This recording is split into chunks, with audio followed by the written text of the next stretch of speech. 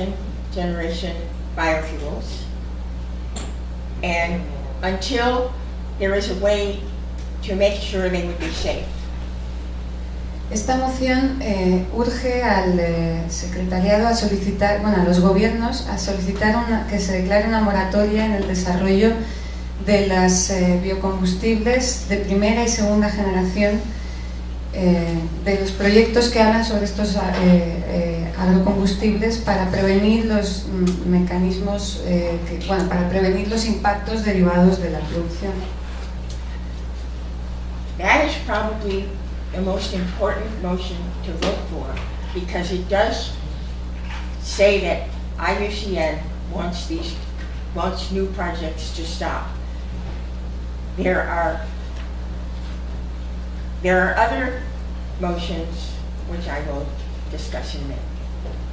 Esta probablemente es una de las mociones más importantes, ya que solicita directamente que se establezcan estas moratorias, pero además ha habido otras que se han presentado durante este congreso que comentará enseguida. The next motion, 135, calls for IUCN to do mapping, satellite mapping, of all the places that are harmed by these bad plantations, and discuss the problems. That's important so that the world knows how bad this is. La siguiente moción, 135, principalmente solicita que se desarrolle un mapeo satélite de las áreas que son más vulnerables frente a estos proyectos. Motion 136 calls on IUCN to put into its program the recommendation that all attempts to transform forest and agricultural lands to these big biofuel plantations be denounced by IUCN. It calls on IUCN to say no. La moción 136 solicita a UICN que denuncie públicamente estos proyectos que atentan contra la biodiversidad local y que procuran la deforestación por los fines de los agrocombustibles. Entonces, esta es muy importante por el concepto de solicitar la denuncia de la UICN. It also calls on IUCN to ask the world's governments to take all regulatory action to stop the projects that interfere with food production. Food and clean water are much more important than these businesses that come with promises but really hurt the people and the land. Esta moción también urge a los gobiernos del mundo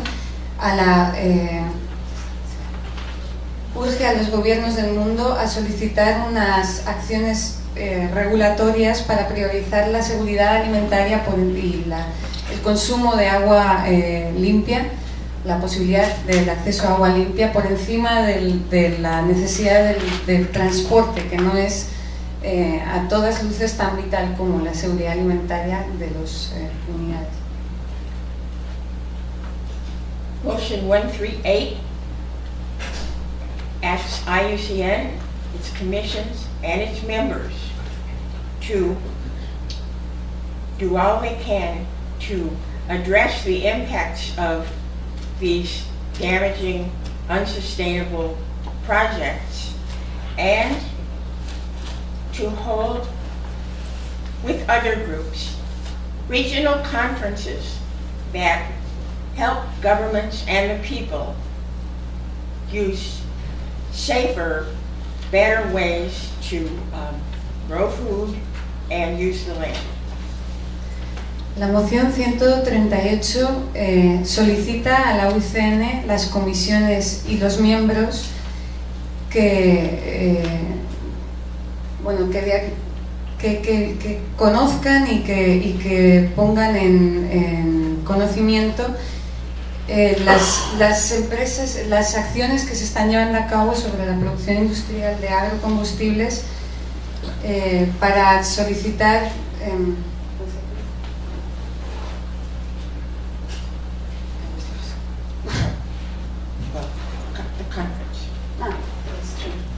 y además solicita que se lleven a cabo conferencias a nivel regional para elevar la importancia de este asunto más allá de las fronteras de la UICN, también con los gobiernos y la propia sociedad civil. These conferences or meetings where experts on growing food sustainably would not be in a big city, but at the sites where the problems are, at the places where the land is being degraded. Estas conferencias deberían tener lugar no en una gran ciudad, sino más bien llevarlo al terreno donde realmente está ocurriendo el problema, o sea, a escala de las comunidades, no necesariamente a las grandes ciudades. So these are good motions that could get IUCN to finally do more about the problem. And it is important to vote, because if we don't get enough votes, they will not pass. So it's important to vote. Así que estas mociones son, bueno, todas son buenas mociones que apoyan todas estas cuestiones que hemos estado tratando a lo largo de la tarde de hoy. Entonces, por favor, os animamos a que vayáis a votar y realmente ejerzáis vuestro derecho al voto, porque de otra forma las mociones no van a pasar adelante. Sí, okay, thank you. Thank you, Doris. Thank you very much. Yeah.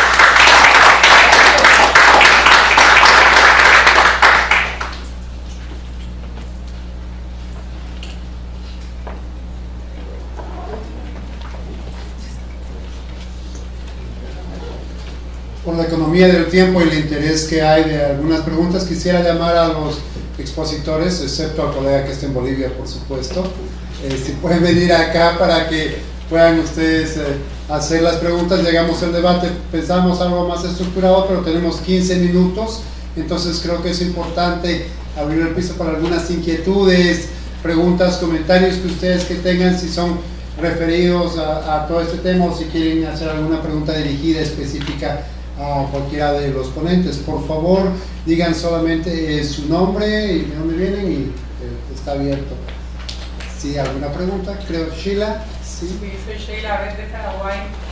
Bueno, me alegró ver en la presentación de Doris Hilarious que también me habían llamado a los gobiernos, porque acá parece que nos olvidamos cuando hacemos el recuento de quiénes son los que están promoviendo esto a los gobiernos, porque hemos hecho un listado de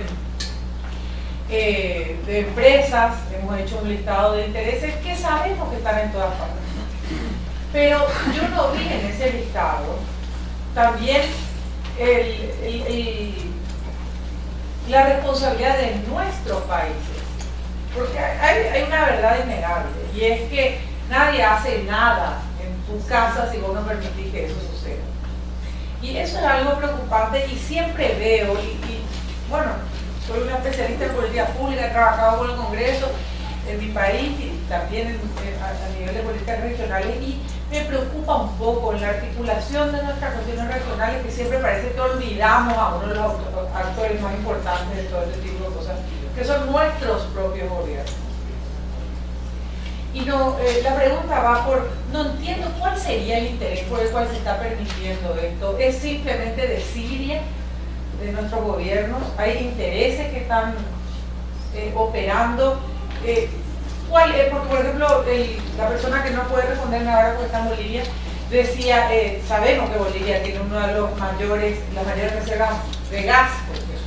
Entonces, ¿cuál sería el interés de promover esto?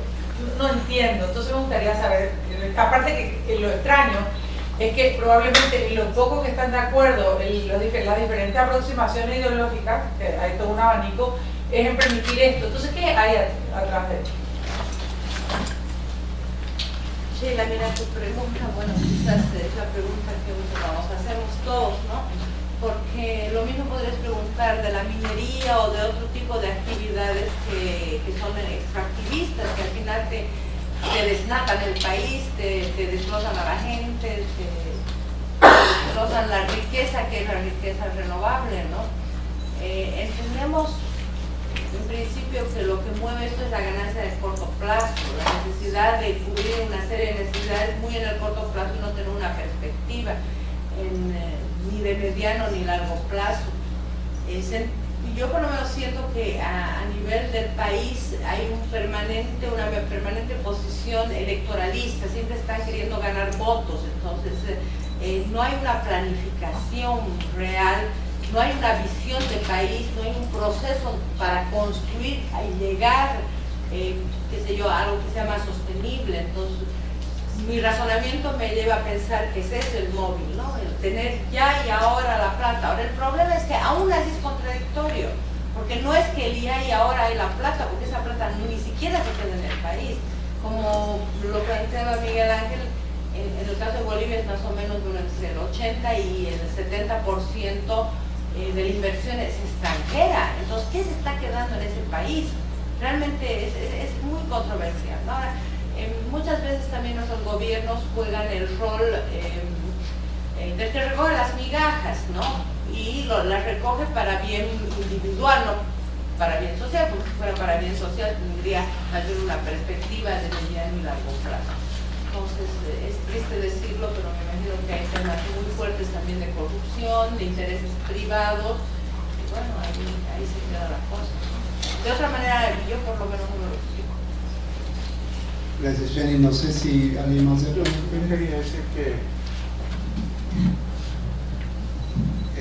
quería decir que también son políticas globales que tienen los países. Miremos el caso de Alemania.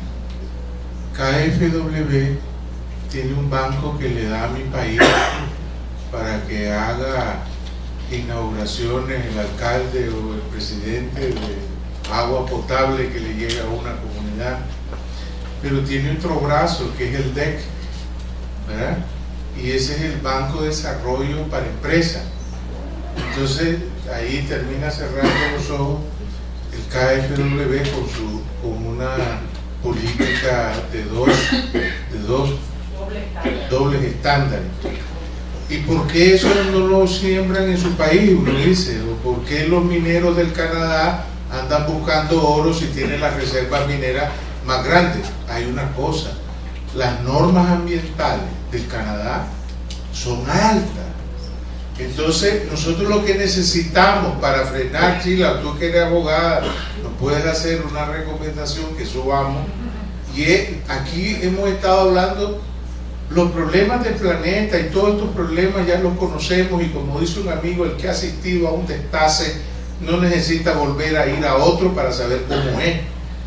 Una ética, aquí se está hablando de una ética. ¿Cuál debería ser la ética? Bueno, si somos responsables con este planeta, los países, los bancos, las corporaciones deben asegurar y dar garantía para que se apliquen las normas ambientales en todas las inversiones de su país de origen, para comenzar, porque también nuestras institucionalidades son muy frágiles, permeables, y muchas veces se negocian en otros escenarios que no son los países. ¿Verdad? En este caso, quien apoya, por ejemplo, honradamente, pienso yo, a la definición de la política de agrocombustible en mi país son los holandeses. Y detrás veo a Unilever, que es la mantequillera, qué rica la mantequilla, qué rica los champús, es negocio. Y me explico. Entonces, hagamos el concepto de la ética que queremos, porque hablamos una ética de bla bla bla.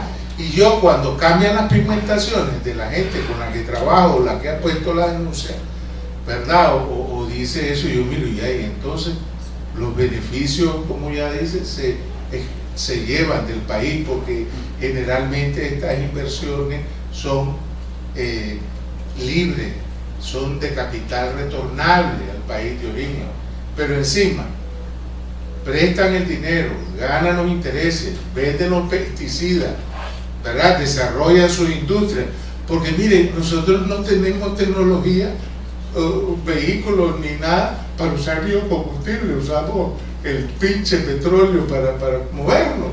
Entonces, ¿para dónde va eso? Yo no lo voy a consumir. ¿Me explico? ¿A quién le van a sustituir el uso de esa energía? Pues esa energía limpia no la vamos a usar nosotros, ¿verdad?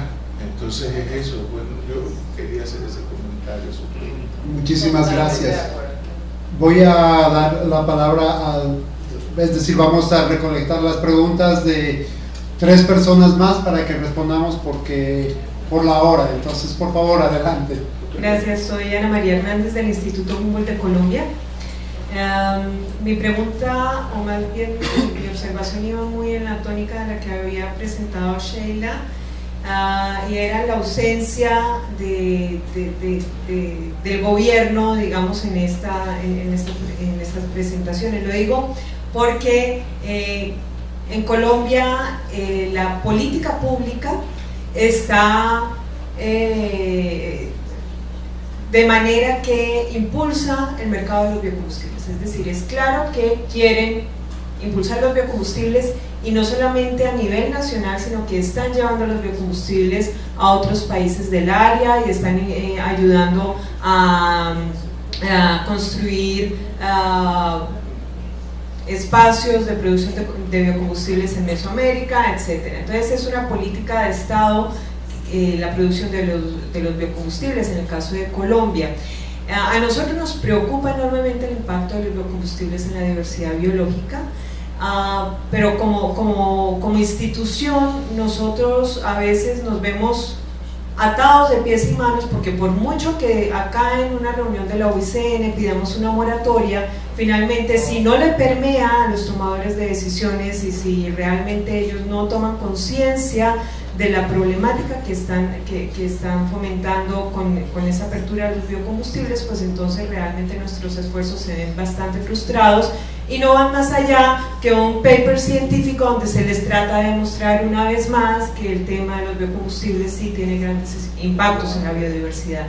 Entonces sería muy importante también que nosotros desde la OICN, desde la comisión también, pudiéramos trabajar en un mecanismo de cómo concientizar a los tomadores de decisiones, cómo crear una plataforma, un lenguaje claro para los tomadores de decisiones, de manera que no les resulte estorboso, sino que les resulte efectivamente atractivo, lo suficientemente atractivo para que ellos puedan desde el gobierno tomar decisiones para reducir la producción de los biocombustibles. De otra manera, yo veo que nuestros esfuerzos pueden no avanzar mucho al respecto.